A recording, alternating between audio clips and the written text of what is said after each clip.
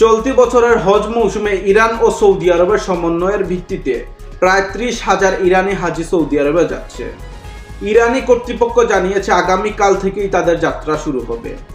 একটি ভিডিও ফুটেজে দেখা যাচ্ছে ইরান থেকে আগত সকল হাজিদের সৌদি আরবে জানানো হচ্ছে সাদর অভ্যর্থনা।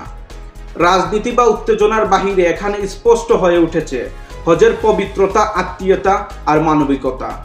এই যাত্রা শুধু একটি ধর্মীয় সফর নয়, এটি শান্তি, ঐক্য আর মানবতার এক জীবন্ত বার্তা।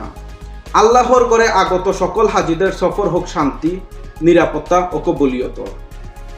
মধ্যপ্রাচ্যে যুদ্ধের প্রেক্ষাপটে উত্তেজনা থাকলেও ইরানি হজ যাত্রীরা পৌঁছাতে শুরু করেছে সৌদি আরবে। রিয়াদ ভিত্তিক সম্প্রচার মাধ্যম আল আরাবিয়া এ তথ্য জানিয়েছে। সৌদি হজ মন্ত্রণালয়ের বরাত দিয়ে জানানো হয়েছে, চলতি বছরের প্রথম ইরানি হাজিরা এসে পৌঁছেছেন পবিত্র এই সফরের জন্য। 2016 থেকে 2023 টানা 7 বছর ইরানি হাজিদের জন্য মক্কায় প্রবেশ বন্ধ ছিল, কিন্তু 2023 সালে সম্পর্ক পুনরুদ্ধারের পর আবারও শুরু হয়েছে এই ধর্মীয় যাত্রা।